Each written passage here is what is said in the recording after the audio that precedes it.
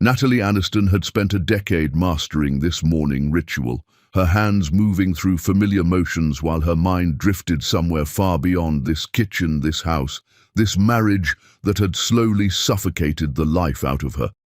Christmas morning smelled like cinnamon rolls baking and broken promises fermenting.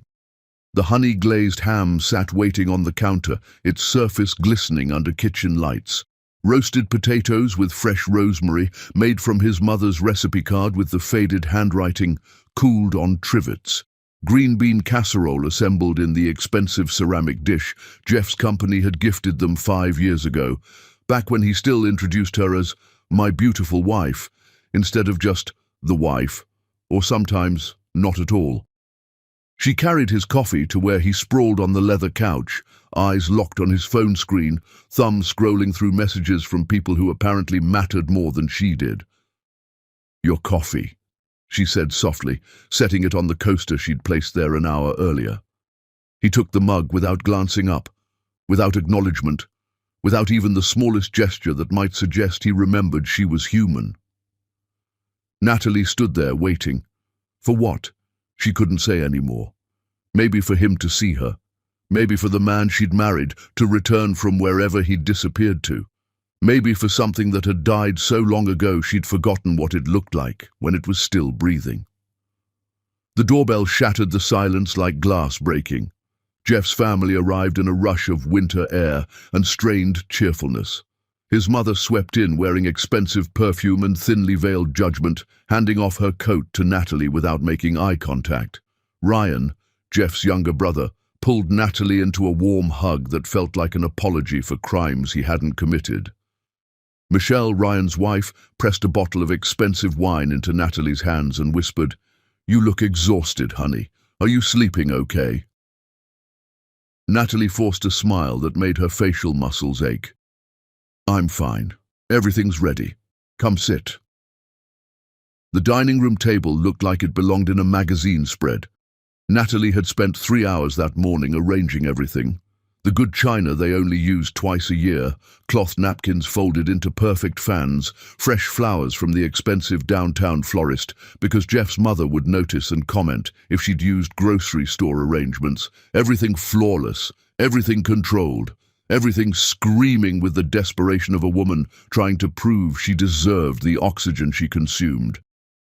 They gathered around the table. Jeff took his seat at the head, like a king surveying subjects. Natalie sat at the opposite end, separated from him by 6 feet of polished wood and a chasm of indifference so wide she could have drowned in it. "This looks absolutely incredible, Natalie," Ryan said, reaching for the homemade biscuits that had taken her an hour to prepare from scratch. His smile was genuine, kind. "You really outdid yourself this year." "It's beautiful," Michelle agreed, her eyes warm in a way that made Natalie's throat constrict. "You have such a gift for making everything feel special." Jeff's mother made a small sound that could have been agreement or indigestion, impossible to tell with her, and Natalie had stopped trying to interpret years ago. "Well, she's got the time for it," Jeff said casually, loading his plate with food Natalie had been preparing since before sunrise. His tone was light, conversational, the kind of cruelty that wore a smile. Not like she's got anything else filling her days. The words landed like a slap across bare skin. Natalie's hands froze on the serving spoon. Ryan's smile evaporated. Michelle's eyes dropped to her plate. Jeff's mother pressed her lips together but remained silent, which was somehow worse than speaking because silence was permission, and they all knew it.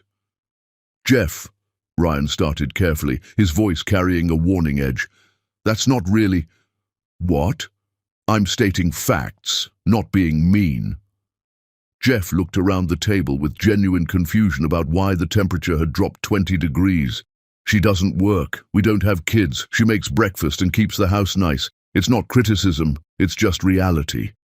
But it was criticism. It always was, wrapped in casual observations and reasonable tones that made Natalie question whether she had any right to feel gutted. She picked up the coffee pot with hands that didn't shake. She'd learned that trick years ago and began methodically refilling cups, one by one, breathing through the humiliation, surviving this moment the way she'd survived hundreds before it. Michelle tried to redirect. "So, Jeff, Ryan mentioned you were being considered for that promotion. How's that?" "Actually," Jeff interrupted, setting down his fork with theatrical precision, "since we're all here, all family, I want to talk about something that's been on my mind." Natalie's stomach plummeted. She knew that tone, that expression, the way he leaned back in his chair like a prosecutor about to deliver closing arguments. Jeff looked directly at her, through her, past her to some point only he could see. "You're my biggest regret," he said. The words came out clear, loud, final as a judge's gavel. "You know that? I think about it sometimes when I'm at work or out with actual ambitious people. Marrying you was the biggest mistake of my life. Hell, I'd rather sleep with Duke than you. At least when I come home, the dog's happy to see me. At least he's loyal. At least he serves a purpose." The silence that followed was the kind that devours sound and light and oxygen, the kind where you can hear your own heartbeat thundering in your ears, the kind that precedes catastrophe. Natalie felt every eye on her, felt the weight of their pity and shock and second-hand embarrassment crushing her into her chair, felt something deep inside her chest crack cleanly in half and then immediately calcify into something cold and sharp and absolutely unbreakable. Ryan shoved back from the table so violently his chair scraped against hardwood like a scream. "What the hell is wrong with you? Sit down, Ryan. I'm having a conversation with my wife." "You're humiliating her, on Christmas, in front of all of us." Ryan's face had gone red with rage. "Jesus Christ, Jeff, listen to yourself." "Oh, please. She'll get over it. She always does." Jeff waved a dismissive hand like he was swatting a fly, then picked up his fork again. "Natalie, can you pass the butter?" Something shifted in the room. Or maybe it shifted in Natalie. She stood slowly, every movement deliberate and precise. Picked up the coffee pot from where she'd set it down, walked around the table with the controlled grace of someone who'd left her body and was watching from somewhere far away. She refilled each cup, Jeff's, his mother's, Ryan's, Michelle's. Her face remained blank, serene even. Her voice when she spoke was calm as still water. "Would anyone like more bacon?" Jeff's mother stared at her like she'd started speaking in tongues. Michelle had tears streaming silently down her face. Ryan looked between Natalie and his brother with an expression approaching horror. But Natalie just stood there holding the coffee pot, waiting politely for someone to answer her question about bacon, as if her husband hadn't just compared her unfavorably to a dog, as if her world hadn't just shattered, as if any of this was remotely normal. "We're leaving," Ryan announced, his voice shaking with barely contained fury. "Mom, get your coat, we're done here." "Don't be so dramatic." "I'm not being dramatic. I'm being a decent human being. Something you've apparently forgotten how to do." Ryan turned to Natalie, and the pity in his eyes hurt worse than Jeff's cruelty. "Natalie, I'm so sorry. You deserve so much better than this. You always have." They gathered their things in tense silence. Jeff's mother touched Natalie's arm on her way out, a gesture that meant nothing, changed nothing, helped nothing, just another empty motion in a lifetime of them. The door closed behind them. Silence rushed back in to fill the space. Jeff tossed his napkin onto his plate with theatrical annoyance. "Well, that was unnecessary. Happy now? You made my family leave on Christmas." Natalie turned to face him, really looked at him for the first time in months. This man she'd given a decade to, this man who'd spent that decade teaching her in 1,000 small ways that she was worthless. This man who had absolutely no idea what was coming for him. "I made them leave," she repeated, her voice soft, dangerous. "Yeah, standing there playing the victim. It's pathetic, Nat. You're pathetic." He stood, grabbed his phone from the table. "I'm going to watch the game, clean this mess up." He walked away, left her standing in the ruins of the Christmas breakfast she'd spent hours preparing for a family that had fled rather than watch her be destroyed. Natalie began clearing plates, methodical, automatic. The warm water ran over her hands as she washed each dish carefully, even though they had a perfectly functional dishwasher. She needed the time, needed the repetitive motion, needed to feel the hard, cold thing in her chest solidify into absolute certainty. This wasn't the first time Jeff had hurt her. Wouldn't have been the last if she'd allowed the pattern to continue. She remembered last month's dinner party when Jeff had introduced her to his colleagues as the help and laughed when she'd corrected him. Remembered his friends shifting uncomfortably while Jeff doubled down on the joke until it stopped being a joke and became just cruelty, served alongside appetizers. She remembered the time before that when she'd mentioned wanting to take a photography class and Jeff had asked why she needed hobbies when taking care of him was a full-time job. She remembered the time before that, and before that, and before that, a decade of small cuts that had bled her dry. But 18 months ago, something had shifted. She'd overheard Jeff on the phone with someone from work, laughing, casual, saying words that had lodged in her brain like shrapnel. My wife. Man, she's like furniture. Useful for what she does, but you don't really notice her anymore, you know. Just kind of blends into the background. That's when the part of her that had been slowly dying finally stopped fighting and started planning instead. Natalie had begun documenting everything that night, not just to leave. Any fool could walk out the door. She'd started building something bigger, something he would feel in his bones for the rest of his life, something that would make him understand, finally and irrevocably, what he'd thrown away. She dried the last plate and put it in the cabinet with precise care, folded the dish towel with perfect corners, then walked to the garage where Jeff couldn't hear her and pulled out her phone. The call connected on the third ring. Natalie? Lucas Tanner's voice was warm, even filtered through the phone, professional but genuinely kind. Everything all right? It's time, she said. Her voice was steady. No tears, no emotion, just the certainty of someone who'd finally stopped questioning and started acting. Start everything Monday morning. A pause. She heard him shift, heard papers rustle in the background. You're absolutely certain. Once we begin this process, there's no walking it back. She thought of the dog comment, thought of his family's horrified faces, thought of a decade of mornings making perfect coffee for a man who'd never once thanked her, thought of becoming so invisible in her own life that she'd almost forgotten she existed. I've never been more certain of anything in my entire life. All right then. She heard the smile in his voice, the respect. Monday morning, we file everything. Are you safe there tonight? He's drunk. He won't remember this conversation even happened by tomorrow.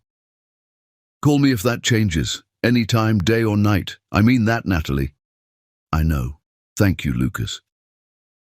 She ended the call, deleted it from her recent calls list.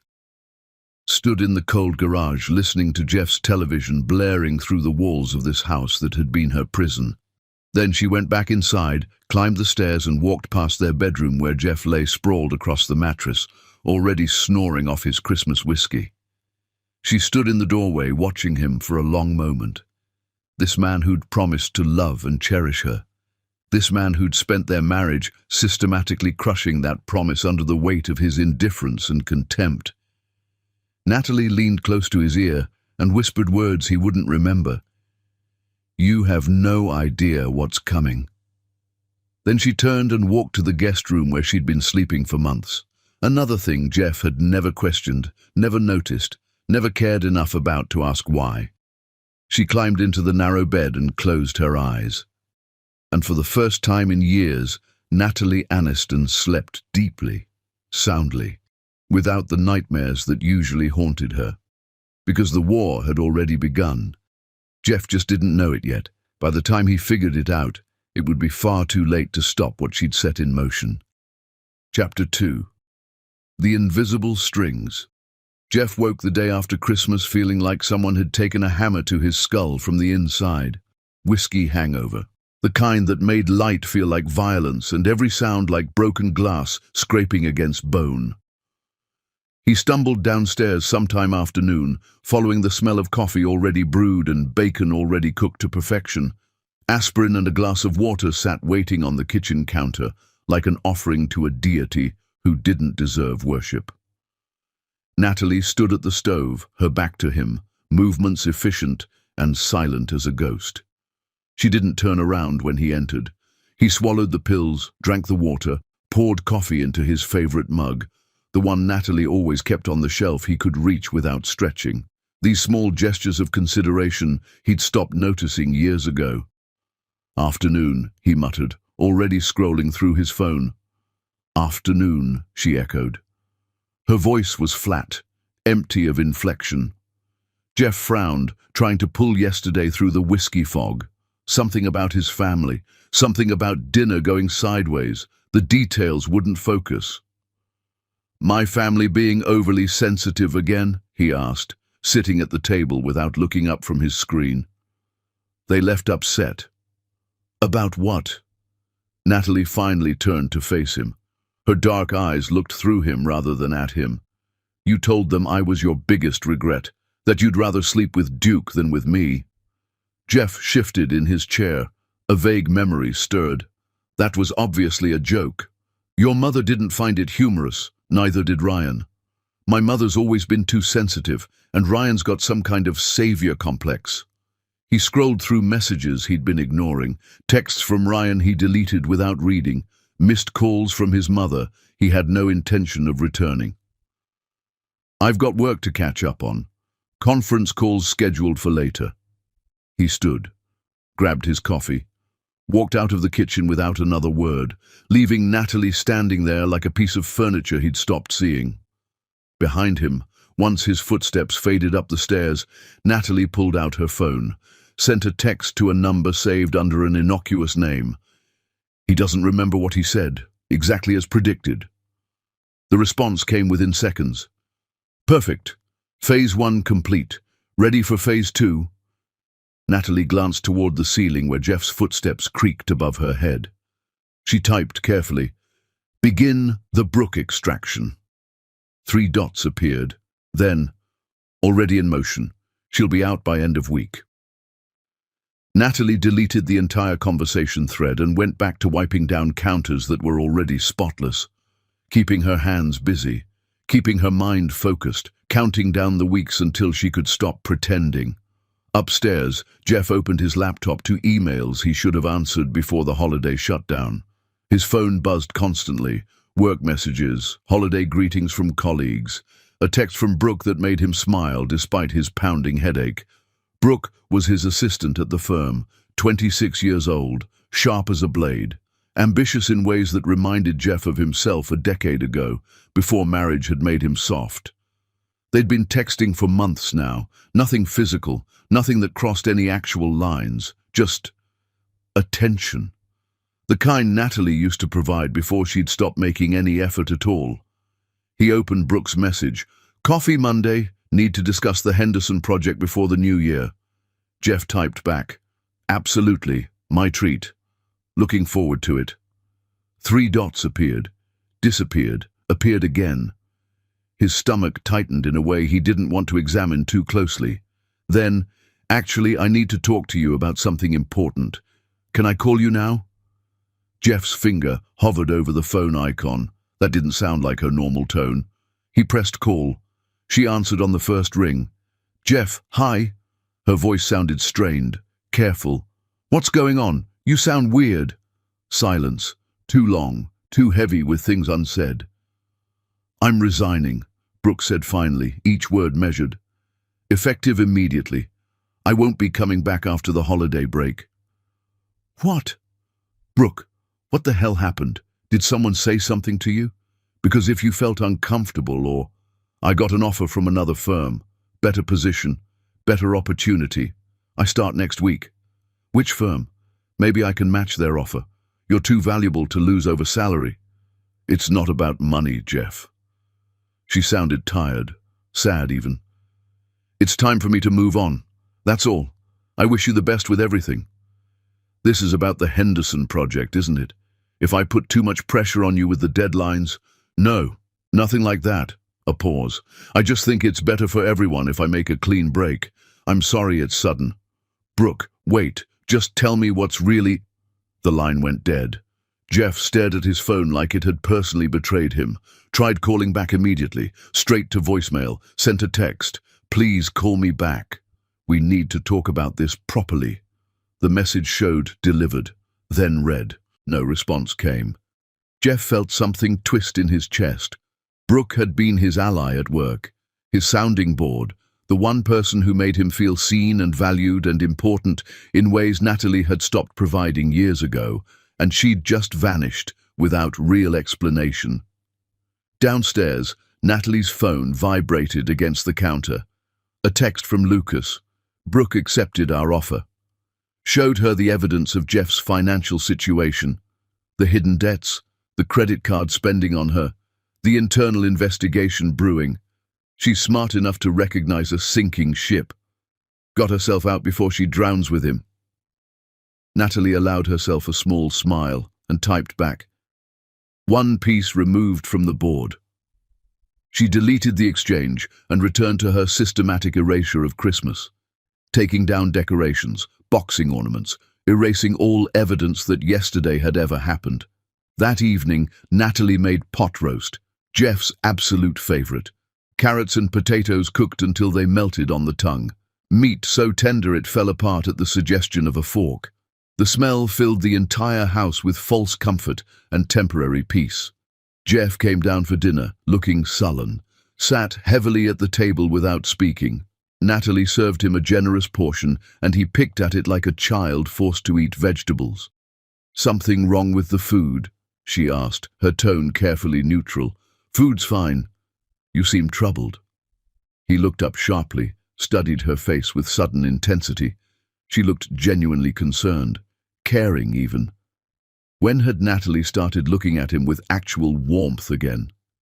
"Brooke quit today, completely out of nowhere." "Brooke?" Natalie said her name the way you might say the name of a distant acquaintance, neutral, unimportant. "Your assistant?" "Yeah. Just called me and said she was leaving, some job offer she supposedly can't refuse." "That does sound sudden." "That's an understatement." Jeff pushed food around his plate. "I don't understand what happened. Everything was fine. We had good rapport. And then just nothing. Gone." Natalie reached across the table and placed her hand over his. He nearly flinched. She hadn't voluntarily touched him in months, maybe longer. "I'm sorry you're dealing with this," she said softly, her eyes meeting his with what looked like genuine sympathy. "I know how much you valued working with her." Jeff stared at his wife's hand covering his own, looked at her face, showing actual concern for his well-being. Something shifted in him, uncomfortable, like a bone settling back into place after being dislocated. "Thanks, Nat. That actually means a lot." She squeezed his hand once, then withdrew and returned to her meal. They ate in silence, but it felt different than the usual oppressive quiet, almost companionable, almost like the early days. Later that night, after Jeff had gone to bed still brooding about Brooke's betrayal, Natalie sat in the guest room with her laptop open to a hidden folder she'd created 18 months ago. The folder Lucas had helped her organize into something weapon-grade. Bank statements documenting every joint account she'd been quietly photographing. Credit card bills showing Jeff's extravagant spending, expensive lunches, flowers, gifts, all for Brooke. All charged to cards Natalie was technically responsible for. Screenshots of text messages that danced right up to the line of emotional infidelity and sometimes leaped across it entirely. Mortgage documents for the house refinancing Jeff had completed without her knowledge or consent, forging her signature on paperwork she'd never seen. Intake forms for the couple's therapist she'd already scheduled them with. Dr. Sarah Chen, recommended by Lucas, who understood exactly what documentation meant in divorce proceedings. Everything was ready, every piece positioned precisely where it needed to be. She opened her calendar and counted forward. 7 weeks until execution. 7 weeks of maintaining this performance. 7 weeks of being the devoted wife, while the trap closed tighter and tighter around Jeff's throat. Her phone lit up with a text from Lucas. "How are you holding up? I know pretending is exhausting," she typed back. I'm fine, better than fine. For the first time in years, I know exactly what I'm doing and exactly where this ends. You're stronger than you realize, Natalie. I'm strong because I had to be. He made certain of that. Get some rest. Tomorrow we finalize the restraining order documentation. Everything's coming together. I'll be ready. Natalie closed her laptop and looked around the small guest room that had become her sanctuary. This room Jeff never entered. This space he didn't even think about because she existed so far outside his awareness that he'd stopped registering her as a person years ago. Soon she'd have more than a sanctuary. She'd have freedom. But first, Jeff needed to understand viscerally what it felt like to lose everything you'd taken for granted. The way he'd made her lose herself, one morning at a time, one casual cruelty at a time, one systematic dismissal at a time, until there was barely anything left of the woman she used to be before she'd made the catastrophic mistake of marrying him. Natalie turned off the light and lay in the darkness, listening to the house settle around her. Down the hall, Jeff snored peacefully, completely secure in his belief that his wife would always be there, would always stay, would always forgive, would never have the strength or courage to leave. He was spectacularly wrong about all of it. And by the time he realized his mistake, it would be far too late to stop the consequences bearing down on him like a freight train he'd never seen coming. Chapter 3. The Loving Trap. January dissolved into February with freezing rain and temperatures cold enough to make bones ache. But inside their house, something unexpected was happening. Natalie was transforming, or appearing to transform. She became warmer, softer, present in ways she hadn't been in years, maybe ever during their marriage. It started subtly. Instead of leaving Jeff's coffee on the counter and disappearing into household tasks, Natalie sat with him during breakfast, asked genuine-seeming questions about his upcoming day, actually listened when he answered, nodding at appropriate moments, asking follow-up questions that suggested she cared about the answers. She started wearing her hair down the way he'd once mentioned he preferred, put on makeup most mornings, dressed in clothes that weren't just functional, but flattering, smiled more often. Jeff noticed. How could he not? "You feeling all right?" he asked one morning, suspicious of this sudden shift. "I feel fine. Why wouldn't I? I don't know. You just seem different." Different bad or different good? Jeff studied her face, looking for the trap he felt certain was there, found nothing but patient warmth. "Different good, I guess. It's just unexpected." Natalie smiled and refilled his coffee. "Can't a wife want to be present for her husband?" The pattern continued and intensified. Natalie cooked elaborate dinners, and they ate together at the dining room table, instead of her serving him and retreating upstairs while he ate in front of the television. She asked about work with genuine interest, laughed at his jokes, some of which weren't even funny, touched his arm when he talked. Small gestures of affection he'd forgotten existed between them. One evening after a particularly good meal, she appeared in their bedroom doorway. Jeff looked up from his phone, startled. She hadn't willingly entered this room in months. "Mind if I sleep in here tonight?" she asked quietly. "The guest room gets so cold this time of year." Jeff set his phone aside immediately. "Of course, this is your room too. It always has been." She climbed into bed beside him, and he caught the scent of her shampoo, something floral he vaguely remembered from their early years together. When she curled against him, fitting her body to his, he felt an emotion he hadn't experienced in their presence together for years: guilt. "I've been terrible to you," he said into the darkness above them. "Yes, you have been." The blunt agreement surprised a sound out of him, not quite a laugh, but adjacent to one. "You're not going to soften that at all. Would there be a point in lying about it?" Jeff pulled her closer, wrapped his arms around her smaller frame. "I'm sorry. About Christmas. About how I've been treating you for... honestly, I don't even know how long. You deserve so much better." Natalie remained quiet for a long moment, her breathing steady against his chest. Then, softly, "I know I deserve better." She didn't say she forgave him, didn't say it was all right, didn't offer the absolution he was fishing for, Just, I know. It should have been a warning, a flashing red light, a siren. But Jeff was too relieved by her physical presence, too grateful for this unexpected warmth to question the gift being offered. By mid-February, they'd settled into a new rhythm that felt almost like the early days of their marriage before everything had curdled. Natalie was attentive, interested. She asked about work stress and actually seemed to care about his answers, cooked meals that took hours to prepare, even joined him on the couch for movies, something she hadn't done in years. One evening after dinner, chicken piccata that had required 3 hours of preparation, Jeff opened up about escalating problems at work. The Henderson project is an absolute disaster without Brooke, he admitted, pushing elegant pasta around his plate. I'm drowning in details she used to handle effortlessly. The new assistant they assigned me is completely useless. Takes an hour to do what Brooke did in 10 minutes. Can you request someone more competent? I've tried. Nobody good is available right now. He rubbed his face with both hands, exhaustion written into every line. And there's other pressure building. Financial stuff. The company's going through major restructuring. My entire division might be downsized. I could be looking at significant pay cuts. Natalie reached across the table and took his hand in both of hers. The gesture felt natural, easy. He'd forgotten what easy felt like between them. How bad is the financial situation? She asked gently, her thumb tracing small circles on his palm. Bad enough that I had to make some moves you don't know about. He watched her face carefully, bracing for the explosion. I refinanced the house a while back, took out some equity, used it for investments that should have paid off by now but haven't materialized yet. You refinanced our house without discussing it with me?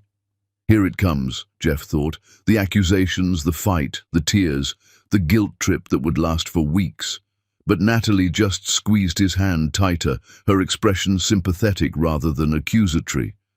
We'll figure it out together, she said softly, her eyes meeting his with what looked like unwavering support.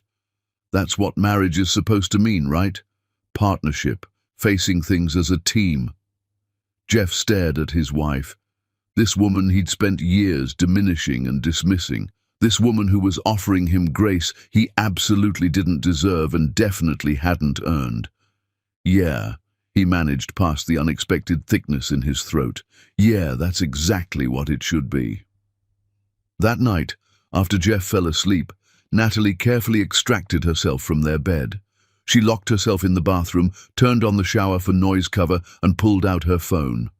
Photographed the mortgage refinancing documents Jeff had left scattered on his desk, too trusting now to hide them. Sent them to Lucas with a message. He refinanced without my signature, my name forged on the paperwork, spent the equity on Brooke, gifts, expensive restaurants, trips, and gambling losses in Atlantic City I'm just discovering. He has no idea I know any of this. Evidence attached. Lucas's response came within minutes. That's fraud. Multiple felony counts. We can use this to absolutely destroy him in court. You're doing incredible work, Natalie. She deleted the messages, flushed the toilet for authenticity, washed her hands and looked at herself in the mirror, studying the face of the woman staring back. Same dark eyes, same features.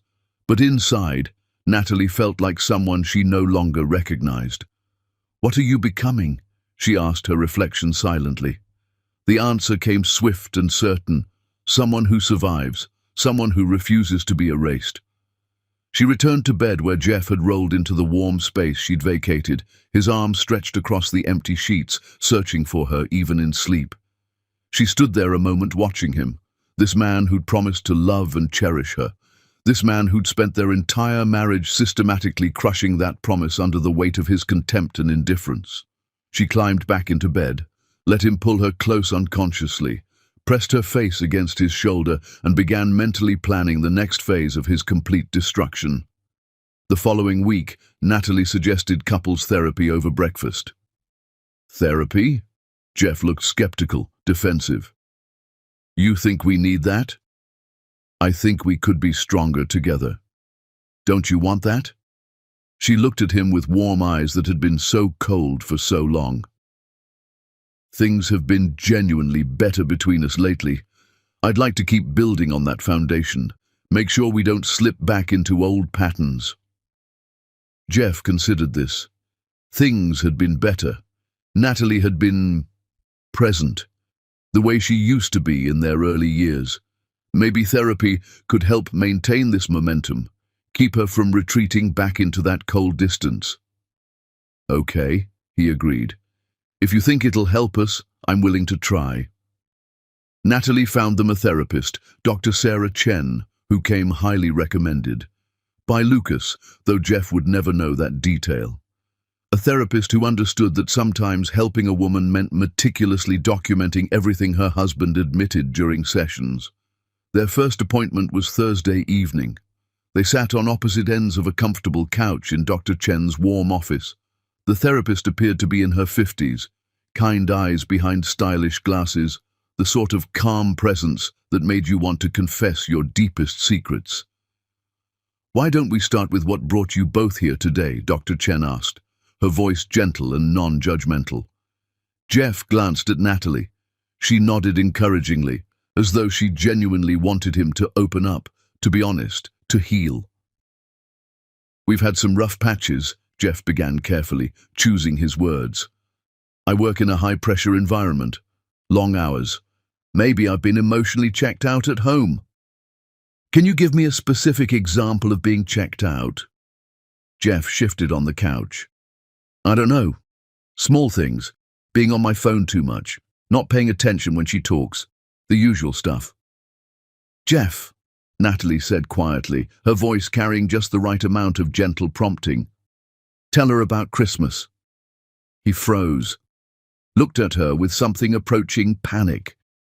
She just nodded again, patient and calm, as though she trusted him to do the right thing. "I said some things," Jeff admitted slowly. The words dragged out of him. "On Christmas morning, in front of my family, things I absolutely shouldn't have said."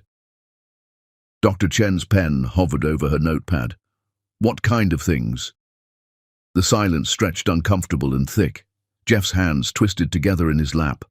Finally, barely audible, "I told her she was my biggest regret, that I'd rather sleep with our dog than with her." Dr. Chen's expression remained professionally neutral, but she made a careful, deliberate note on her pad. "How did that make you feel, Natalie?" the therapist asked, turning her attention fully to the wife. "Small," Natalie said, her voice just barely above a whisper. "Perfect, vulnerable. Invisible, like I don't matter, like I've never mattered." "And was this an isolated incident?" "No." Dr. Chen looked back at Jeff, her gaze penetrating. "Tell me about your typical day at home. How do you and Natalie interact?" Jeff described their routine. Or rather his routine. Wake to coffee already made precisely how he likes it. Breakfast waiting, clothes laid out. Come home to dinner prepared. Fall asleep watching television while she cleans up. "When do you talk to Natalie?" Dr. Chen asked. "Actually talk, I mean, about things that matter to her." Jeff opened his mouth, closed it, opened it again. "We talk." "About what specifically?" "I don't know. Household stuff, whether we need groceries, that sort of thing." "When's the last time you asked Natalie about her dreams, her interests, her feelings about her own life?" Jeff looked genuinely confused, like the question was being asked in a foreign language. "She doesn't work. Her day is managing the house, I guess." Dr. Chen turned to Natalie, and Natalie felt the therapist truly seeing her. Seeing everything Jeff had missed for years because he'd stopped looking. "What do you do with your time, Natalie? How do you spend your days?" "I volunteer at our church twice a week. Help coordinate the food bank program. I read extensively. I used to paint. I was actually quite good at it, but I stopped several years ago." "Why did you stop painting?" Natalie looked directly at Jeff, let him see the hurt he'd caused. "My husband told me it was a waste of time, that I should focus on useful things, things that contributed to our household." Jeff's face flushed dark red. "I didn't mean it like—" "You said painting was just a hobby," Natalie continued, her voice still calm but carrying an edge now. "That I should spend my energy on things that actually mattered. So I stopped. I thought you agreed with me. I thought we discussed it and you saw my point. No, Jeff, I stopped arguing with you. There's a profound difference. The session continued for the full hour. Dr. Chen expertly drawing out confessions Jeff didn't realize he was making. About his emotional distance, his pattern of criticism disguised as jokes, his inability, or unwillingness, to see Natalie as a complete person rather than a collection of functions that made his life easier. About the text messages with Brooke that weren't physical, but were intimate in ways that betrayed their marriage just as completely. About his deep resentment when Natalie had been content being just a housewife while he climbed the corporate ladder, as though her choices about her own life were somehow personal affronts to his ambitions. By the end, Jeff looked shaken, pale, like he'd been forced to see himself through a mirror he'd been avoiding for years. Natalie looked composed, controlled, exactly as she'd practiced. In the car ride home, Jeff was silent for a long time. Then, "That was harder than I expected it to be. Therapy usually is. I really hurt you, didn't I? All those years, all those small cuts that I told myself didn't matter." Natalie looked out the window at the dark winter landscape rushing past. "Yes, you did. I want to fix this. I swear to God, Nat, I want to do better, be better." She turned to face him, let him see tears that were absolutely real, because underneath all the strategy, underneath the careful planning, the pain was genuine and deep and had been festering for years. "Then fix it," she said simply. That night Jeff tried. He asked her about her day with genuine interest. Really asked, really listened to her answers, thanked her for dinner, told her specifically what he enjoyed about the food, helped her load the dishwasher instead of disappearing to the living room. Small gestures, tiny efforts that cost him almost nothing but meant everything to a woman who'd been starved for basic respect. Too little, far too late. But Natalie smiled and accepted each gesture with apparent gratitude, because every word Jeff spoke in therapy was being documented with his full legal consent. Every admission recorded in a state where one-party consent made it admissible. Every confession captured for the moment when Lucas would lay it all out in divorce court and watch Jeff's world burn. She was building her case one session at a time, one careful conversation at a time, and Jeff, desperate to save a marriage he'd spent years destroying through 1,000 casual cruelties, was handing her everything she needed to completely obliterate him. Later, alone in the bathroom while Jeff brushed his teeth, Natalie texted Lucas, "First session complete. He admitted to the Christmas incident, the emotional affair with Brooke, his resentment of my life choices. Everything recorded and documented. Dr. Chen says he's a textbook case. Perfect. How many more sessions do you think you can manage?" 5 or 6. Then I execute. "You're incredible, you know that. What you're doing takes strength most people don't have." Natalie looked at herself in the mirror, at the tears still drying on her cheeks, at the exhaustion written into every line of her face. "I'm not incredible," she typed back. "I'm just done being invisible." She deleted the entire conversation, went back to the bedroom where Jeff was already in bed, looking at her with something that might have been hope. She climbed in beside him, let him hold her, let him believe things were getting better, and counted down the days until she could finally, mercifully stop this performance, until she could burn down everything he'd built on her erasure and walk away into a future he would spend the rest of his life envying. Chapter 4. The Crumbling Foundation. March arrived with bitter cold and Jeff's world began fracturing in ways he couldn't understand or control. His work situation deteriorated like a building with structural damage, slowly at first, easy to ignore, then catastrophically all at once. The company restructuring he'd mentioned became brutally real. His division was being systematically downsized. His performance reviews, which had been stellar for years, now contained phrases like "distracted from core responsibilities" and "failure to meet revised benchmarks" and concerns about professional judgment. He brought every ounce of that stress home with him each evening like a disease. Natalie absorbed it all, made his favorite meals with meticulous care, rubbed his shoulders while he vented about incompetent colleagues and management that didn't appreciate his contributions. Listened to him talk for hours about office politics and power dynamics and who was positioning themselves for survival. "They don't appreciate what I've given that company," he complained one night over the salmon she'd spent an hour preparing to perfection. He pushed the food around his plate without actually eating.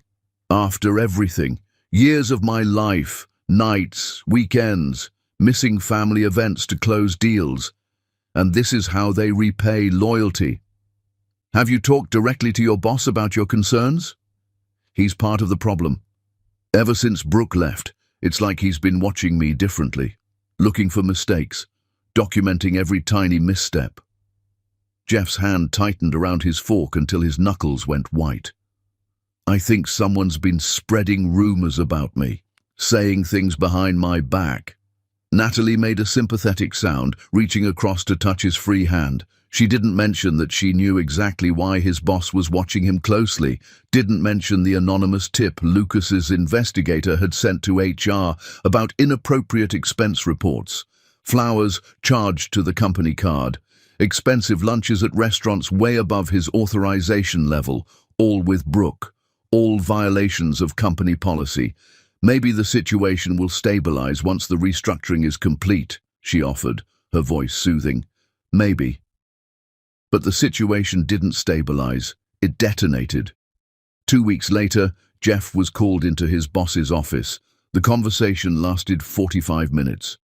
When he returned to his desk, his hands were shaking so violently he could barely hold his phone to call Natalie.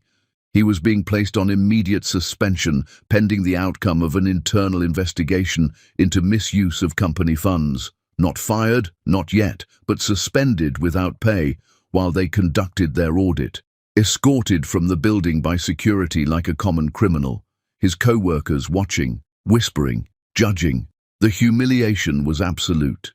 He drove home in a fog of disbelief and found Natalie in the kitchen preparing dinner as though it were any other ordinary day. "I'm suspended," he said flatly, the words tasting like ash in his mouth.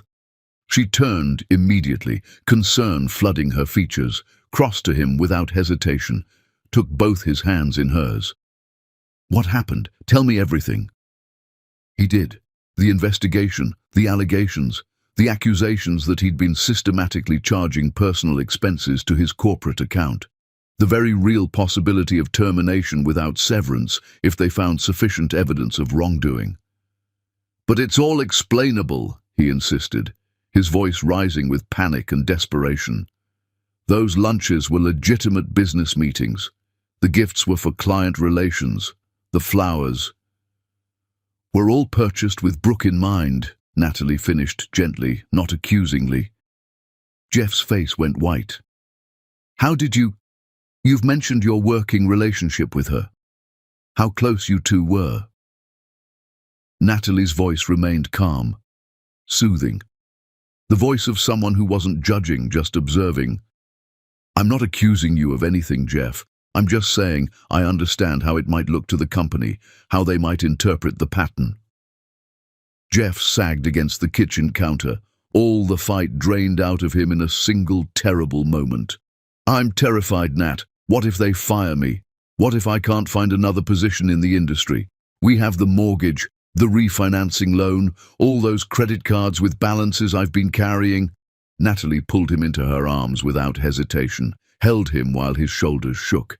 This man who'd made her feel worthless for years was falling completely apart in her embrace, and she felt absolutely nothing, no satisfaction, no vindication, no pity, just the cold, mathematical certainty that everything was proceeding exactly according to the plan she and Lucas had architected down to the smallest detail. "We'll figure it out together," she murmured into his hair, her voice perfectly modulated for comfort. "That's what partners do. We face things together."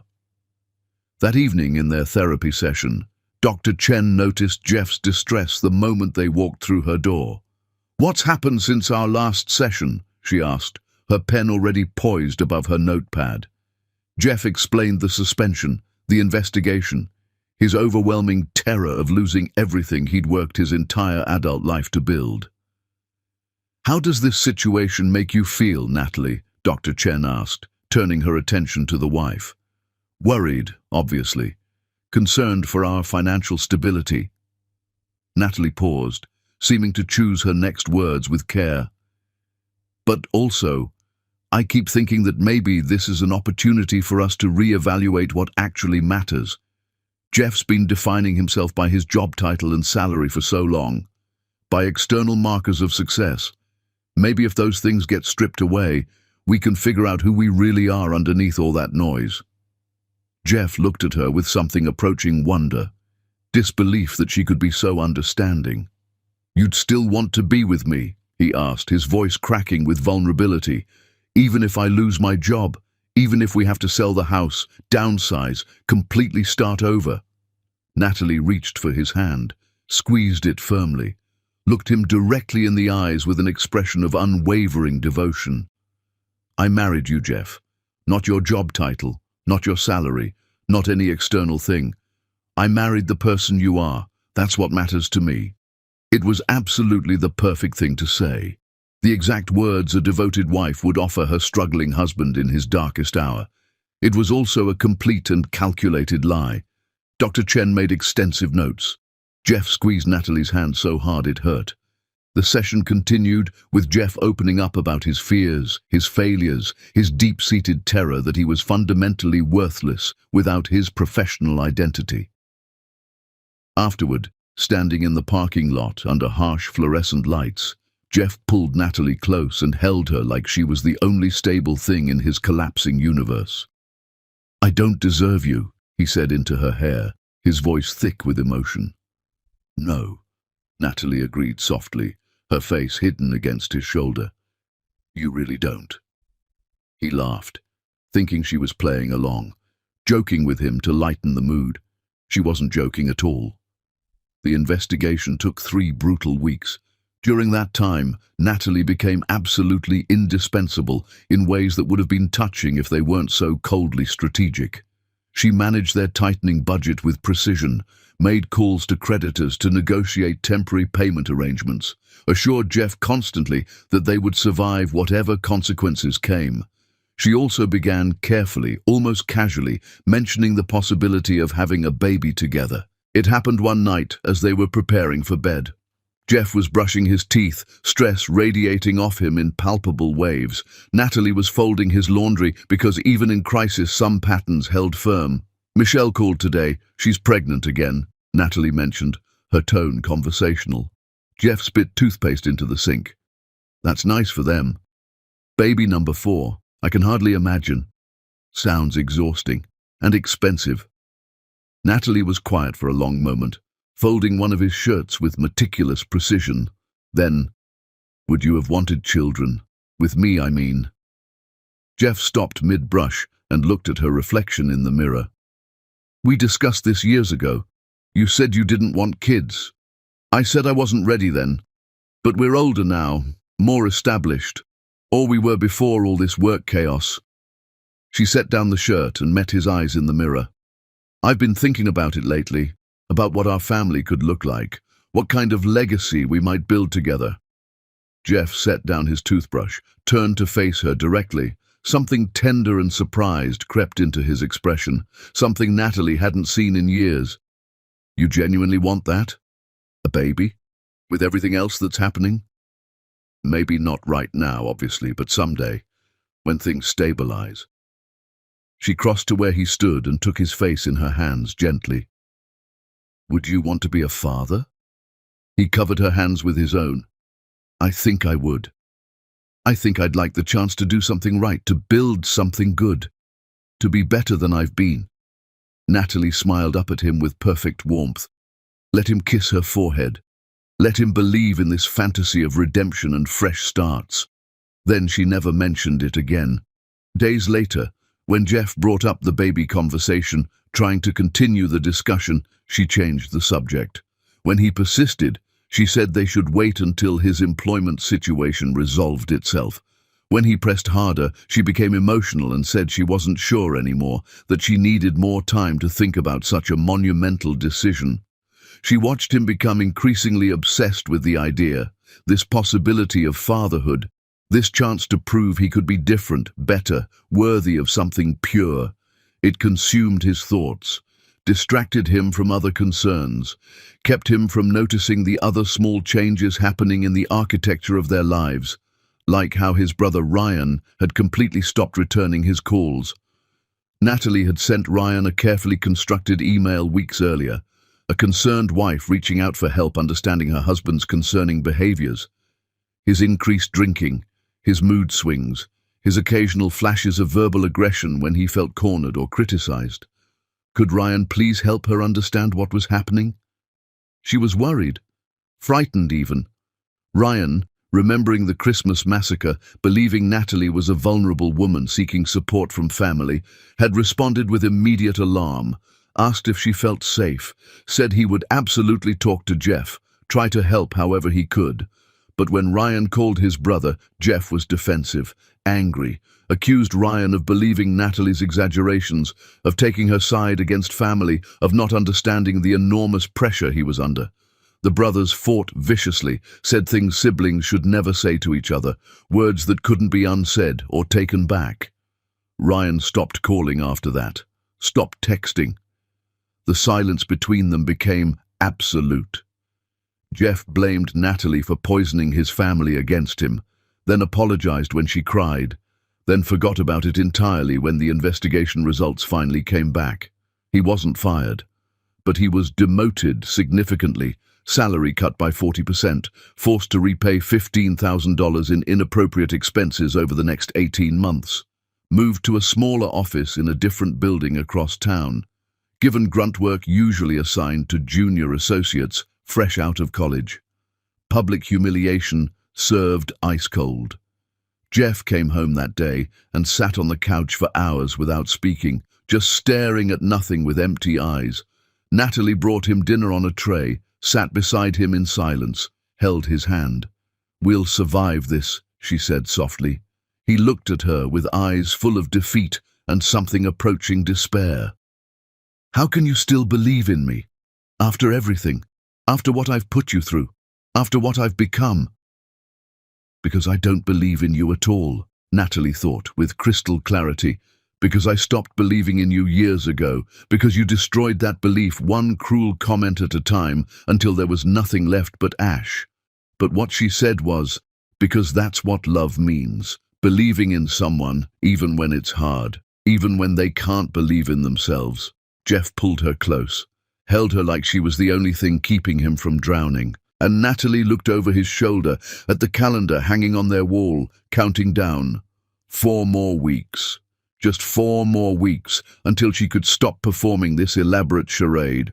4 more weeks until she could execute the final phase. She could survive 4 weeks. She'd already survived so much worse for so much longer. The hardest part wasn't the pretending anymore. The hardest part was remembering that somewhere underneath all this strategic manipulation, she'd once genuinely loved this man, had believed in their future together, had imagined growing old beside him. That woman felt like someone from a completely different lifetime, a lifetime before she'd learned that love without respect was just another cage. Chapter 5. The Perfect Wife's Last Performance. By late March, Natalie had transformed herself into the absolute embodiment of everything Jeff had ever claimed to want in a wife. Attentive, beautiful, supportive, present in ways that made him marvel at his unexpected good fortune. She stopped her church volunteer work, which had actually been her meetings with Lucas, to devote herself entirely to their marriage, to demonstrate that Jeff was her complete priority, her entire world, her reason for existing. It was the most elaborate and convincing lie she'd ever constructed, and Jeff believed every single word of it. His life was fragmenting in every other arena, but at home with Natalie, he finally felt genuinely valued, loved, important in ways that had nothing to do with professional status or financial success. "You're extraordinary," he told her one morning as she brought him coffee in bed, a luxury she'd started providing since his demotion. His eyes were soft with gratitude. You know that? Better than I deserve. Better than I ever appreciated before all this happened. I'm just being your wife. No. He caught her hand before she could pull away, drew her down to sit beside him on the mattress. You're being perfect. You're being everything I took for granted for years and never properly valued. I don't know how I got so lucky. Natalie squeezed his hand, said nothing, because what could she possibly say? That this perfection was meticulously calculated down to the minute, that every gesture was strategic theatre, that she was counting down days until she could stop pretending the sight of him didn't make her skin crawl with revulsion. Their therapy sessions had become Jeff's primary outlet for emotional vulnerability. Each week, he opened up more completely, guided by Dr. Chen's gentle questions and Natalie's encouraging presence beside him on that too-soft couch. I think part of me actively punished her, Jeff admitted in their 5th session, his voice breaking with genuine remorse. For being content with what I saw as so little. She wanted to be a wife and homemaker when I thought she should want more, want what I wanted, career, ambition, external validation. I resented her for being satisfied when I was constantly chasing the next promotion, the next achievement, the next thing that would finally make me feel successful. Did you ever ask Natalie what she actually wanted from life? Dr. Chen asked, her pen moving across her notepad in careful strokes. Jeff looked at his wife sitting beside him, really looked at her with seeing eyes for perhaps the first time in their entire marriage. No. I honestly don't think I ever did. I just assumed, or worse, I didn't care enough to ask. Natalie, what do you want from your life? The therapist prompted gently. Natalie met Jeff's eyes steadily. I want to feel seen. I want to matter as a whole person, not as an extension of you, not as someone whose only value comes from making your life more convenient. I want to exist in my own right. You do matter, Jeff said immediately, desperately reaching for her hand. Do I? Or do I just perform functions you've decided are valuable? The question hung between them like smoke after a fire. Jeff had no adequate response. Dr. Chen allowed the silence to expand and breathe before speaking again. I'd like you both to try something this week. Jeff, I want you to ask Natalie about her dreams. Not the dreams she had when you first met. The dreams she has right now.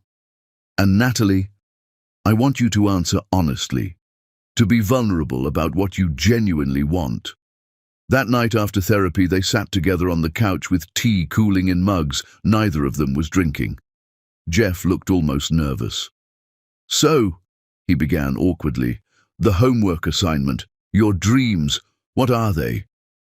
Natalie could have told him the truth, that her dream was to be free of him, to rebuild her life without his shadow crushing every breath she took, to wake up one morning without the weight of his contempt suffocating her before she even opened her eyes. Instead, she said, I'd like to go back to painting, take proper classes at the community center, maybe show my work at a local gallery or art fair. Nothing major, just something that's mine. I'm genuinely sorry I discouraged that, Jeff said quietly, his eyes meeting hers with apparent sincerity. Your painting, I thought I was being practical, helping you focus on things that would build our future together. But I was just being controlling, trying to shape you into what I thought you should be, instead of appreciating who you actually were. Yes, that's exactly what you were doing. I want you to do it. The classes, the painting, the gallery shows, whatever makes you feel like yourself again. Natalie smiled, leaned over to kiss his cheek. Thank you for saying that. She would never take those classes, would never paint in this house again. Because in a handful of weeks, she'd be gone and none of these promises would matter. But Jeff didn't know that, couldn't conceive of it. The following weekend, Jeff planned an elaborate surprise, a trip to the mountains, just the two of them. No phones allowed, no distractions, a chance to reconnect away from the stress of his imploding career and their mounting financial pressures. Just us, he said, looking almost shy in a way she hadn't seen since their early dating years. A whole weekend to remember why we fell in love in the first place. Natalie's smile was flawless. That sounds wonderful. The cabin was small and deliberately rustic. Wood-burning fireplace that crackled pleasantly, floor-to-ceiling windows overlooking pine trees, heavy with late-season snow. The kind of romantic getaway designed specifically for couples trying to rekindle dying flames. Jeff tried desperately hard, cooked dinner himself, badly, burning the vegetables and under-seasoning the chicken, but the effort was impossible to miss. Poured expensive wine they couldn't really afford, built a roaring fire, held her hand across the rough-hewn table, asked her questions about her childhood, her favorite memories, her hopes for their future together, all the questions he should have asked a decade ago when they mattered. Natalie answered everyone, laughed at appropriate moments, leaned into him when he wrapped his arm around her shoulders, gazed at him with eyes full of warmth that never touched her frozen heart. That night, lying beside him in the unfamiliar bed with moonlight streaming through uncurtained windows, listening to him sleep peacefully for the first time in weeks, Natalie felt the performance crushing her from the inside out. Her phone vibrated silently on the nightstand. She slipped out of bed carefully, grabbed it, locked herself in the small bathroom. Text from Lucas. How are you holding up? I know this weekend must be difficult. She sat on the closed toilet lid and typed, I'm fine. 2 more weeks until we file. I can maintain this that long. You're sure you want to go through with this? There's still time to reconsider if you're having doubts. Natalie looked at herself in the bathroom mirror, at the woman who'd been making perfect coffee for a decade, at the woman who'd been told she was a regret, at the woman who'd been systematically erased until she'd almost forgotten she existed. I've never been more certain of anything in my entire life. Okay. Monday after next, we file everything simultaneously. Are you prepared for what comes after?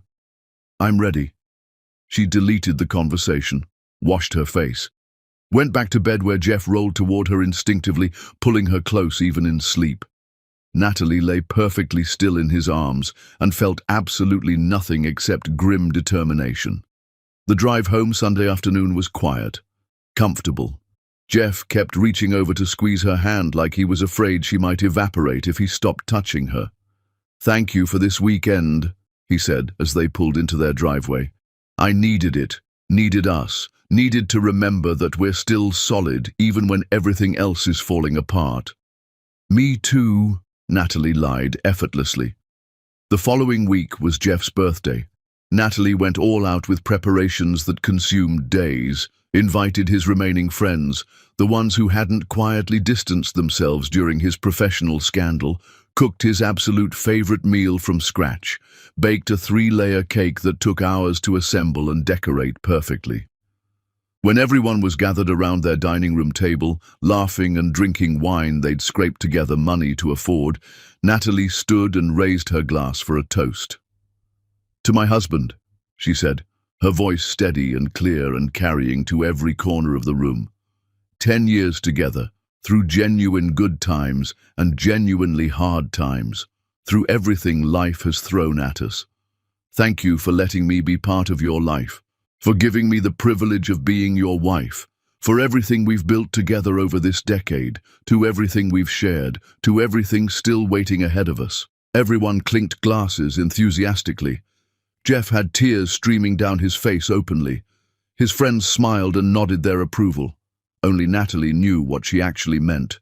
Thank you for showing me exactly who you are, for giving me every reason I need to do what comes next, for everything that justifies the destruction I'm about to rain down on you.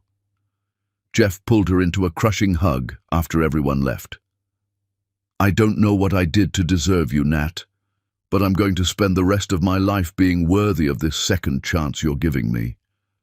She hugged him back, smiled against his shoulder where he couldn't see her face. The rest of your life, she echoed softly, the words carrying a weight he couldn't begin to understand. The next morning, Natalie woke before dawn, made Jeff's coffee one final time with the precision she'd perfected over a decade. watched him sleep for a last moment, studying the face of the man she'd once loved before he'd systematically killed that love with 1,000 careless cruelties. Then she whispered words so quiet they were nearly inaudible. "Goodbye, Jeff."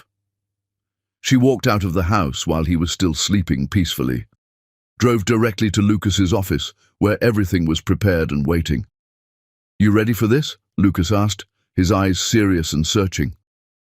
Natalie looked at the divorce papers, the restraining order documentation, the evidence binders thick with 18 months of meticulous documentation. "I was ready the day he told me I was his biggest regret." "Then let's end this marriage." Natalie signed her name on every required line. Clean, final, irrevocable as death. "End it," she agreed, her voice steady as bedrock. And somewhere across town, Jeff woke to cold coffee and an empty house, completely unaware that his entire life as he knew it was about to detonate around him. Chapter 6. The Reckoning. Jeff woke to wrongness. The kind of silence that feels like a warning your subconscious mind registers before your conscious thoughts catch up. He rolled over, reaching for Natalie. Her side of the bed was cold, empty, the sheets pulled tight like she'd never been there at all. He listened for sounds of her moving around downstairs, the familiar morning symphony of coffee brewing, breakfast preparations, the small domestic noises that had formed the soundtrack of his mornings for a decade. Complete silence. He got up, pulled on sweats, padded barefoot down the stairs. The kitchen was dark, no coffee brewing, no food being prepared, no Natalie humming quietly while she worked. A note sat on the counter, plain white paper, black ink in her precise handwriting. "I'll see you in court." Jeff stared at those 5 words, read them again, then again. They didn't make sense, couldn't make sense. They must mean something else. Some context he was missing. The doorbell rang, sharp and intrusive. He opened the door to find a man in an ill-fitting suit holding a manila envelope. "Jeffrey Kinsey?" "Yes." "You've been served." The envelope landed in Jeff's hands, and the man walked away without another word. Just left Jeff standing barefoot in his doorway, holding the end of his marriage. Jeff tore open the envelope with shaking hands. "Petition for dissolution of marriage." The words jumped off the page like they were trying to physically attack him. Natalie Aniston, petitioner. Jeffrey Kinsey, respondent. Irreconcilable differences. Request for division of marital assets. Request for spousal support. Request for exclusive use and possession of marital home. Request for temporary restraining order based on documented pattern of verbal abuse, emotional cruelty, and intimidating behavior. Jeff's legs stopped working. He sat hard on the kitchen floor, divorce papers scattering around him like evidence of a crime he didn't remember committing. This couldn't be happening. Wasn't possible. They'd just spent a perfect weekend together. She'd thrown him a birthday party, stood up and toasted their marriage in front of his friends, smiled at him with genuine warmth. His phone rang. Work. He ignored it. Rang again. His mother. He ignored it. Rang again. Unknown number. He answered without thinking. "Mr. Kinsey, this is Martin from KeyBank. There's been a situation with your accounts. All joint accounts have been frozen pending legal proceedings. You'll need to contact your attorney immediately." "I don't have an attorney." "Then I strongly suggest you retain one. Have a good day, sir." The line went dead. Jeff looked at his phone, at the divorce papers, at the note in Natalie's handwriting that suddenly felt like a threat. Then he called her number, straight to voicemail. Called again, 10 times, 15, 20. Sent a text. "What the hell is happening? Call me right now." The message showed delivered, then read. No response came. Jeff grabbed his keys, still in his sweats, and drove to his house. Their house, whatever it was now. Turned the corner to find a locksmith's van in the driveway. A man was systematically changing every lock on every door. "Hey, what are you doing?" Jeff ran toward him across the lawn. The locksmith didn't even look up from his work. "Court order, man. Can't let you in." "That's my house. Not according to the temporary injunction I've got here." You want to argue? Call your lawyer. The man kept working, completely unbothered. Jeff stood on his own lawn watching a stranger lock him out of his own home while neighbors peered through curtains, watching his humiliation. Judging, whispering, probably already spreading the gossip through their quiet suburban neighborhood. His phone rang. His boss. Jeff, we need to discuss an email we received from an attorney this morning regarding your conduct toward a former employee. Everything was happening simultaneously, too fast, too coordinated, like Natalie had planned every detail to create maximum devastation all at once, because that's exactly what she'd done. Jeff ended up at a cheap motel by the highway, the kind that rented by the week and asked no questions. Fluorescent lights that buzzed, suspicious stains on carpet he tried not to examine too closely. The smell of decades of other people's desperation soaked into every surface. He sat on the sagging bed and tried to process what was happening. His wife was divorcing him. He was locked out of his house. His bank accounts were frozen. His work was asking questions he couldn't answer. His family wasn't taking his calls. He tried Natalie's number one more time. This time, a man answered. "This is Lucas Tanner, Ms. Aniston's attorney.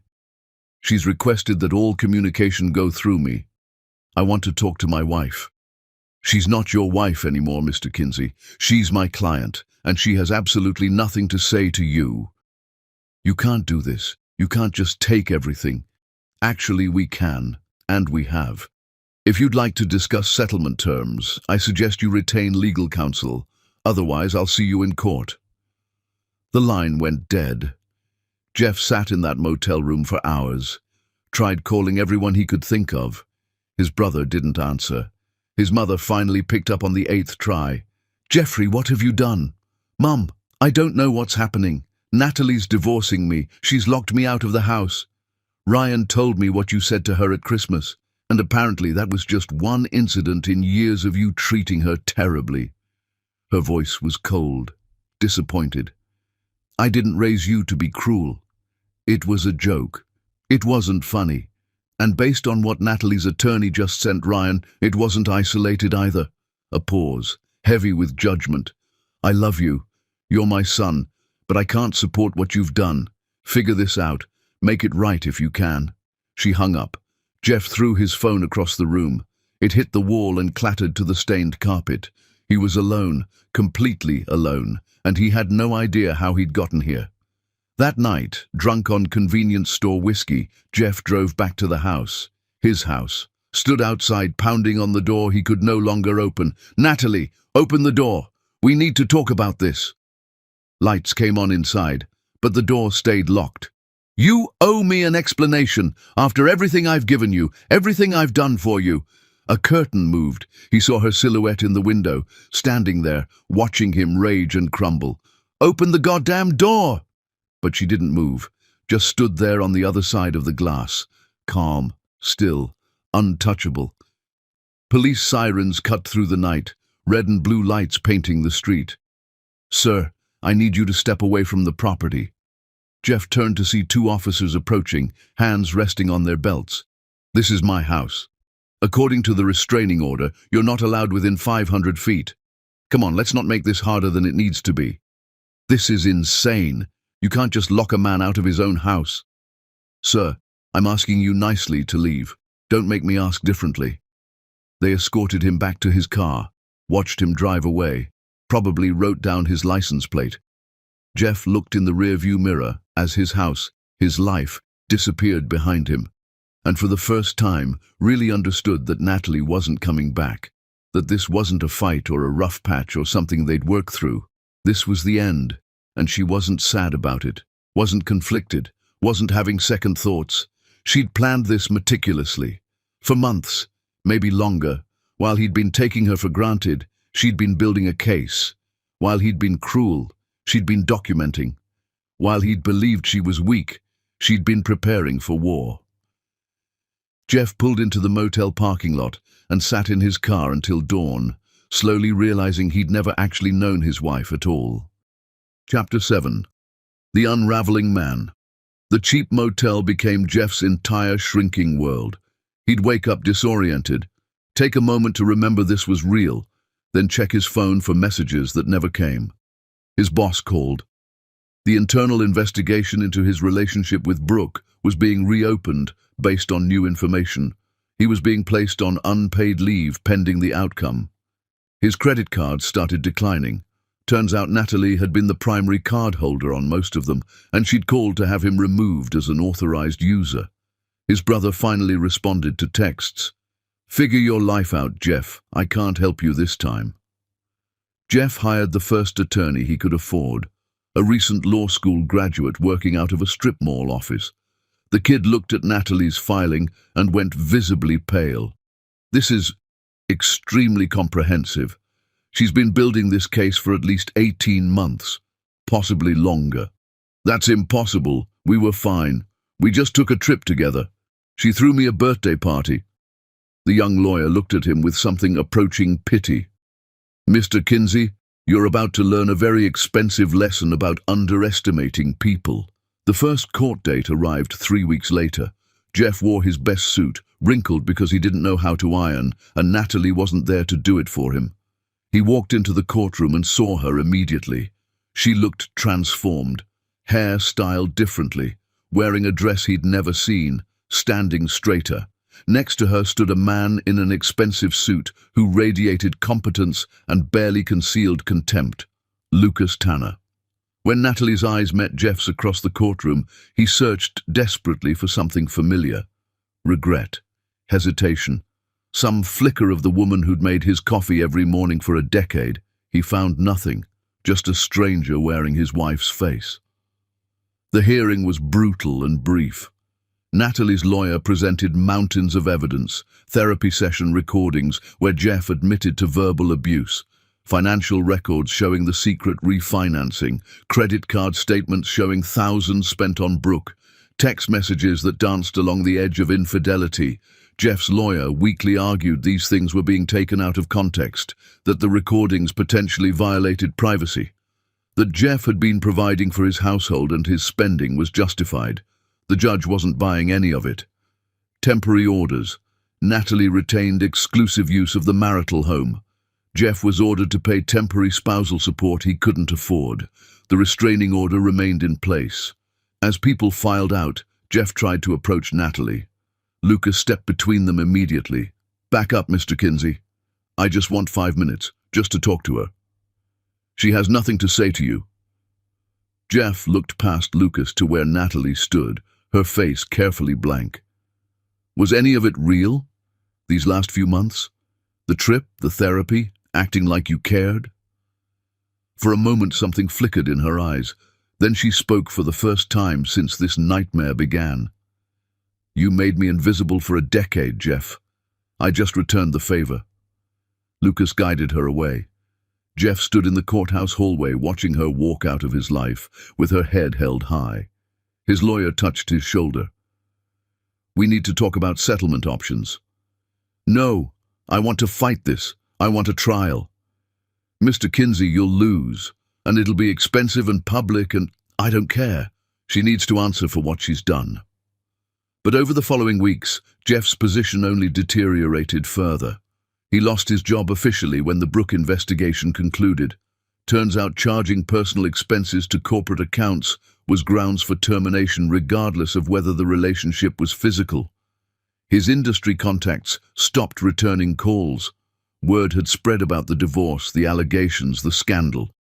He posted vaguely on social media about vindictive women and false accusations. The few friends who hadn't already distanced themselves quietly unfollowed him. Someone forwarded the posts to Lucas. They were added to the harassment file. Meanwhile, Natalie was rebuilding visibly. She'd gotten a job at a community center working with women in crisis. Started therapy with a different therapist to process years of systematic emotional abuse. Reconnected with friends Jeff had slowly isolated her from.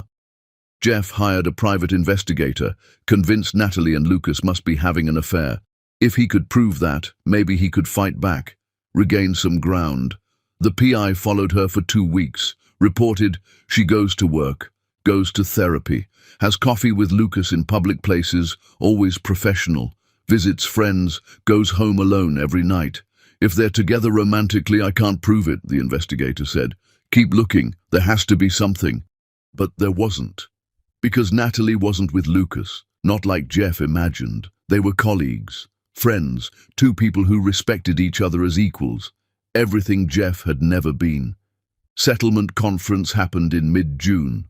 Both lawyers tried to negotiate. Lucas presented Natalie's demands: the house, 70% of Jeff's retirement accounts, spousal support for 5 years, Jeff responsible for all marital debts, including the fraudulent refinancing. Jeff's lawyer countered with a 50-50 split. Lucas methodically laid out the evidence again: the fraud, the emotional abuse, the financial deception, the pattern of behavior documented over 18 months in excruciating detail. Jeff's lawyer pulled him aside. You need to settle. If this goes to trial, you'll lose everything. At least this way you walk away with something. I'm not giving her everything without a fight. Then prepare to lose in court, publicly, with all of this becoming permanent public record. Jeff refused, demanded his day in court, wanted to force Natalie to answer his questions, to explain herself, to justify destroying their marriage. His lawyer warned him, begged him to reconsider. Jeff didn't care anymore. This wasn't about assets or money. It was about making her hurt the way she'd hurt him. That night, drunk again, Jeff called Natalie's number, went straight to voicemail. He left a message he wouldn't remember the next morning. You think you're so smart, so strong, but you're nothing without me. You hear me? Nothing. When this is over, when you're alone, you're going to realize what you gave up. And I'll be laughing, The voicemail cut him off. The next morning, Lucas emailed Jeff's lawyer. Your client left another threatening voicemail. We're adding it to our harassment documentation. Tell him to stop contacting my client, or we'll pursue additional charges. Jeff's lawyer called him furious. What the hell were you thinking? I just wanted her to know. You just gave them more ammunition. Every single thing you do makes this worse. Get sober, get therapy, get yourself together before you lose absolutely everything. But Jeff couldn't get himself together, couldn't stop the spiral. He drove past the house sometimes, sat outside in his car watching Natalie's silhouette in the windows, the woman who used to be his wife living a life that didn't include him anymore. One evening he saw Lucas's car in the driveway, saw them through the window having dinner together, talking, laughing. Something inside Jeff shattered completely. He wanted to pound on the door, scream until his throat bled, demand she explain how she could move on so easily while he was drowning. Instead, he drove back to the motel and cried until he couldn't breathe. Because somewhere in all of this devastation, Jeff finally began to understand. He'd destroyed the best thing he'd ever had through 1,000 small cruelties he'd told himself didn't matter, and there was no getting it back, no undoing it, no second chance. Natalie was gone, and she wasn't coming back. Chapter 8. The trial was set for late July. Jeff's lawyer made one final attempt to convince him to settle. They're offering you a deal. Take it. Walk away with your dignity and something in your pocket instead of nothing. I want my day in court. I want her to have to answer questions under oath, to admit what she did. What she did was protect herself from you, Jeff. The jury isn't going to see her as the villain here. They're going to see a woman who systematically documented abuse so she could safely escape. But Jeff wasn't listening anymore. He'd convinced himself that once people heard his side, once they understood the full context, they'd see that Natalie was manipulative, calculating, that she'd trapped him. The trial lasted 3 days that felt like 3 years. Natalie testified first. Calm, composed, absolutely devastating in her quiet recitation of facts.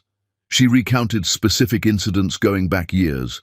Jeff mocking her intelligence in front of his colleagues, dismissing her interests as frivolous wastes of time, the Christmas comment that had finally broken something fundamental inside her, the systematic way he'd made her feel invisible in her own life. He told people I was like furniture, she said quietly, her eyes never leaving the jury. Useful for what I did, but not worth noticing as a person. I overheard him on the phone with a work friend 18 months ago. That's when I knew I had to protect myself, when I realized he'd never see me as fully human. Jeff's lawyer tried aggressive cross-examination. Isn't it true you planned this divorce for over a year while pretending to love my client? I planned to leave an abusive marriage, yes, carefully, because I knew he'd try to destroy me if I didn't have evidence. You call it abusive, but you never sought help from anyone, never told anyone what was happening. I told his brother. I told our therapist. I documented everything because I knew no one would believe me otherwise. Emotional abuse doesn't leave bruises you can photograph. It leaves scars you carry inside where no one can see them. Natalie looked directly at Jeff then, and he saw something in her eyes that made his chest constrict. Not hatred, not anger, just nothing. Like he didn't matter enough anymore to inspire strong emotions.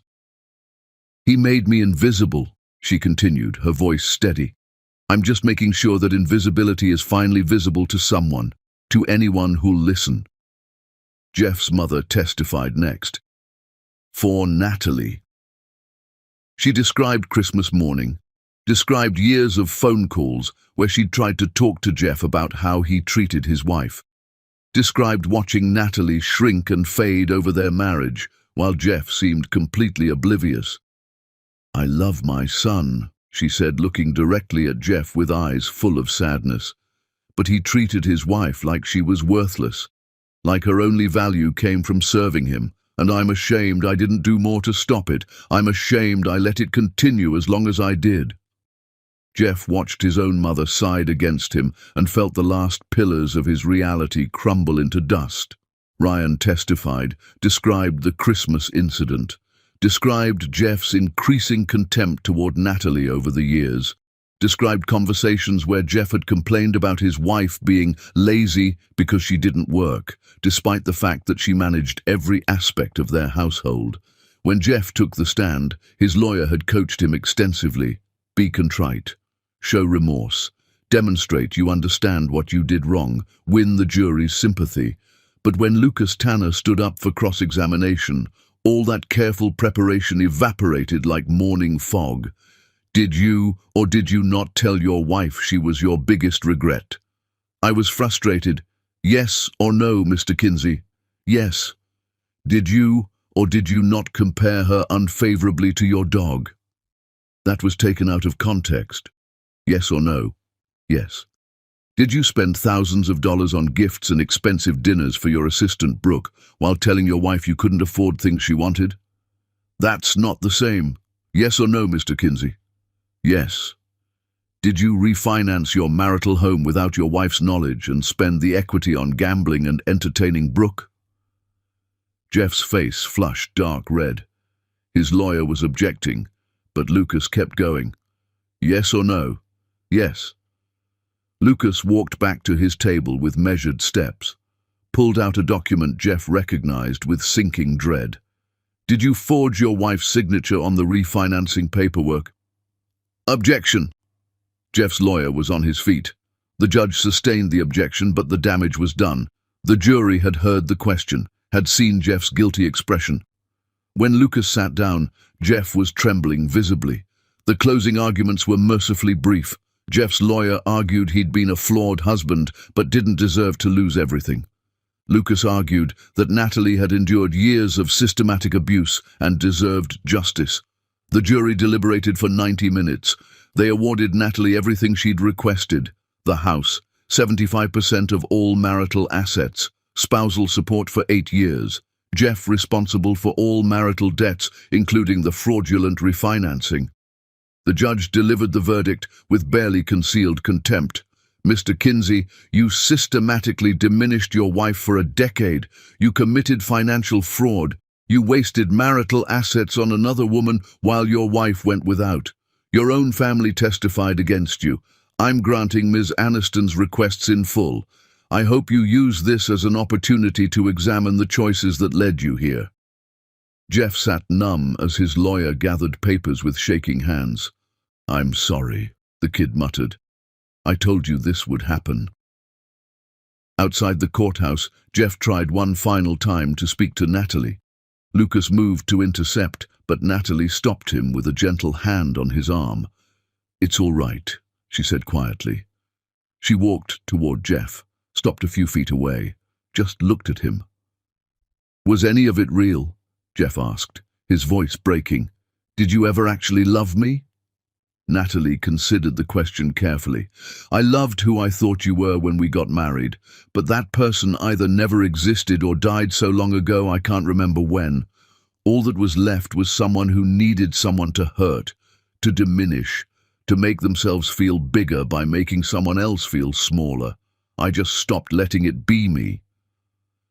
"I loved you," Jeff insisted desperately. "No, Jeff, you loved having someone to control, someone to make you feel important by comparison. That's not love, that's—" She paused, searching for the right word.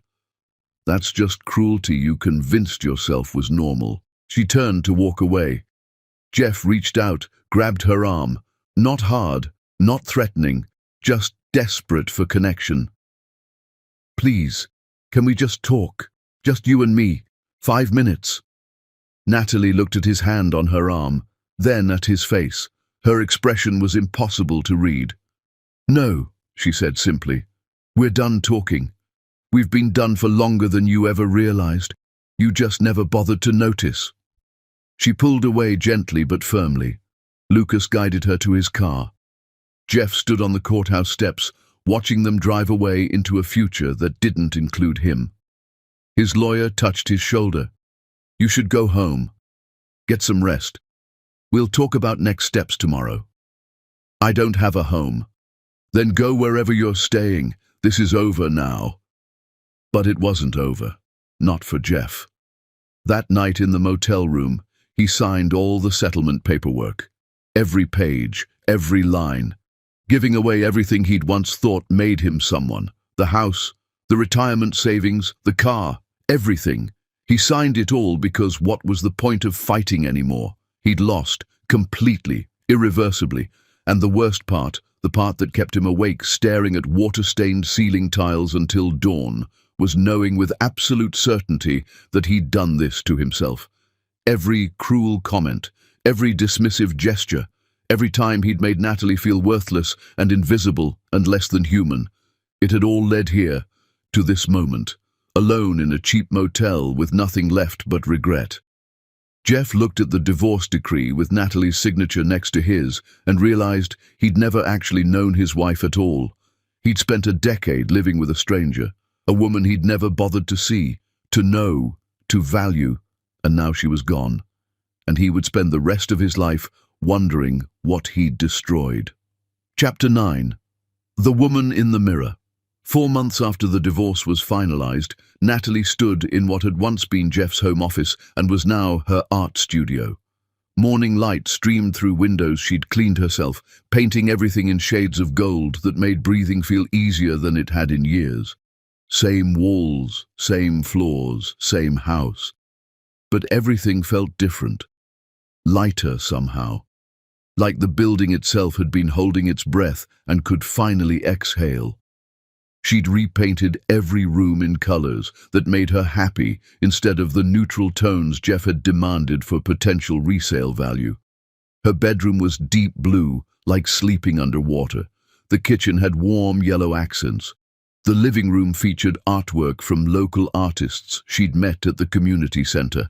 The house had become hers in ways it never was during the marriage. Natalie had changed too, found pieces of herself she'd thought were lost forever. The woman she'd been before Jeff, the woman who'd almost disappeared completely.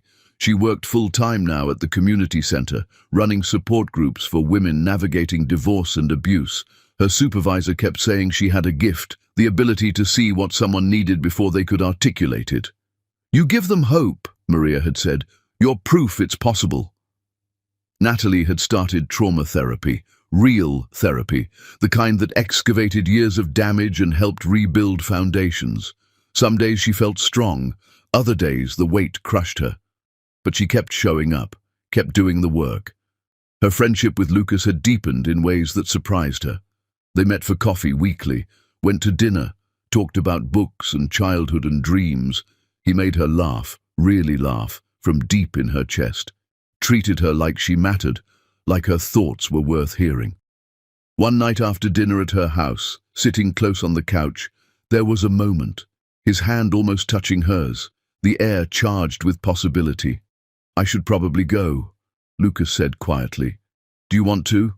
"No, but I don't want to rush you either. You've been through so much." She appreciated that. The respect, the patience, the complete absence of pressure. "Maybe you could stay," she said, "if you want." "Are you sure?" She was. For the first time in so long, she was sure. They made love slowly, carefully.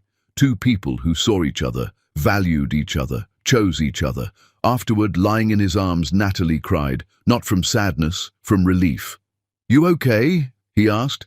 "I'm okay. I just forgot what this felt like. Being seen. You were always worth seeing. Jeff was just too damaged to know it." Morning came bright and clear. Lucas made coffee for both of them, brought her a cup exactly how she liked it. "Thank you," she said. "For coffee?" "For this. For being someone who makes coffee for me instead of expecting me to make it." Lucas smiled, kissed her forehead. "Partners make coffee for each other. That's how it works. Partners. Equal. Valued." She was learning what that looked like. Not everything was smooth. Some days Natalie struggled with trust, waited for Lucas to change, to become critical or cruel like Jeff. "I keep expecting you to hurt me," she admitted one night. "That's understandable, but I'm not him, and if I ever start acting like him, leave. You have my permission." "What if I'm too broken?" "You're not broken. You're healing. There's a difference." Slowly, she let herself believe him. She heard Jeff had moved away, working some entry-level job, in therapy himself, trying to understand how he'd destroyed everything. Part of her felt nothing. Part of her felt something she couldn't name. Not pity, not satisfaction, just acknowledgement that he existed somewhere, dealing with consequences. He was her past, important only in teaching her what she wouldn't tolerate again. By December, Natalie was hosting a small party. Friends, chosen family, people who saw her. Lucas was there, his daughter Sarah, a smart college senior who'd said, "You make my dad happy. That's enough for me." Late in the evening, her phone rang. Unknown number. "Ms. Aniston?" A woman's voice, professional. "This is Detective Martinez. I need to speak with you about Jeffrey Kinsey. There's been an incident." Natalie's blood went cold. "What kind of incident?" "He's in the hospital, unconscious. We found him with an empty bottle of pills. There was a note. Your name was in it." The world tilted. Natalie gripped the counter. "Is he going to survive?" "We don't know yet. Can you come to the station? We need to ask you some questions." Yes. 20 minutes. She ended the call, looked at Lucas, who'd appeared in the doorway, concern written across his face. "Jeff tried to kill himself," she said, voice hollow. "There was a note. My name was in it." "I'm coming with you." At the station, a detective showed her the note, Jeff's handwriting, rambling, apologetic, saying he couldn't live with what he'd done, that he'd destroyed the only good thing in his life, that Natalie deserved better, that he was sorry. "Did he contact you recently?" the detective asked. "No, not since the trial ended months ago." "Any threats? Anything that suggested he might do this?" "No, nothing." They asked more questions, verified her whereabouts, let her go. Lucas drove her home. She sat in the passenger seat, staring at nothing. "This isn't your fault," he said. "Isn't it? I destroyed him." "No, he destroyed himself years ago. You just stopped letting him destroy you too." "What if he dies?" "Then he dies, and that's tragic. But it's not your responsibility." Natalie went home, sent her guests away with apologies, sat alone in her living room, her space, her sanctuary, and cried, not for Jeff, for the waste of it all, for how broken a person had to be to choose death over facing what they'd done. Her phone rang. Hospital. Jeff had survived, was in ICU, stable. She felt nothing. Relief? Guilt? She couldn't tell anymore. Lucas came back, held her while she processed. "Do you want to see him?" he asked. No, God, no. Is that terrible? It's honest. Days passed. Jeff was moved out of ICU, then to a psychiatric facility for evaluation. Ryan called. They're going to hold him for at least a week. He's really messed up, Nat. I'm sorry he's hurting, but I can't be part of his healing. That's not my job anymore. I know. I just thought you should know. She hung up. Looked at Lucas. Am I a monster for not caring? You're a survivor for protecting yourself. Christmas arrived, 1 year since Jeff's comment, since everything changed. Natalie woke alone in her bed, made coffee just for herself, sat by her window watching snowfall. Her phone buzzed. Text from Jeff. I'm sorry for everything. You deserved so much better. I hope you're happy now. I really do. She stared at the message, typed back, I hope you find peace, then blocked his number. Lucas arrived for dinner. They cooked together, laughed, talked. Later, sitting by her fireplace with wine, he said, I love you, you know. I love you too. I want to be clear about something. I'm not trying to replace what you lost. I'm not trying to fix you. I just want to be with you, as you are, where you are. Natalie kissed him. I know. That's why this works. That night, she lay in bed with Lucas sleeping beside her and thought about the year that had passed. She'd survived, more than survived. She'd reclaimed herself. The woman who'd been invisible for a decade was finally completely visible, to herself most of all. And that was everything. Chapter 10. The Winter Wife blooms. Christmas morning arrived quiet and bright. Natalie woke alone. Lucas had gone home late after their dinner, respecting her need for space on this anniversary. She made coffee in her peaceful kitchen and stood at the window watching neighborhood children play in fresh snow. 1 year since Jeff's cruelty had broken something in her. 1 year since she'd started the long walk toward freedom. She picked up her phone, scrolled through messages, friends wishing her happy holidays, her mother saying she was proud of her, Maria from work sending a photo of her family, then one from an unknown number. Merry Christmas, Natalie. I'm out of the facility, in therapy 3 times a week. I know I don't deserve your forgiveness, but I want you to know I'm trying to be better. You gave me that gift by leaving. Thank you, Jeff. She read it twice, felt nothing. Maybe relief that he was getting help. Maybe sadness for all the years wasted. But nothing that touched her anymore. She didn't respond, just deleted the message and poured more coffee. An hour later, she was at the coffee shop picking up pastries for the dinner she was hosting when she turned and nearly collided with him. Jeff. He looked different, thinner, grey at the temples, eyes that carried weight she recognized, the kind that came from seeing yourself clearly for the first time. Natalie, he said quietly. Jeff.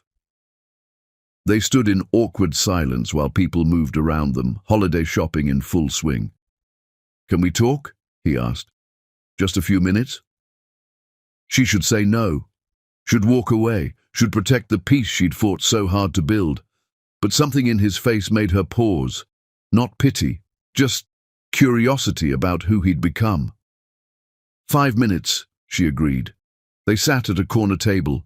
Jeff held his coffee cup but didn't drink. I wanted to thank you, he said, for not visiting me in the hospital, for not letting me make you responsible for my choices. That surprised her. Okay. I know now that's what I did our whole marriage, made you responsible for my feelings, my worth, my identity. He looked at her steadily. That was never fair. I'm sorry. Thank you for saying that. Are you happy? He asked. Really happy? She thought about her life now, her work, her friends, her art. Lucas. I'm learning what happiness looks like, she said honestly. For the first time, I'm building a life that's mine, not performed for anyone, just mine. Good. You deserve that. He paused. I heard you're with someone, the lawyer who represented you. Lucas. Yes.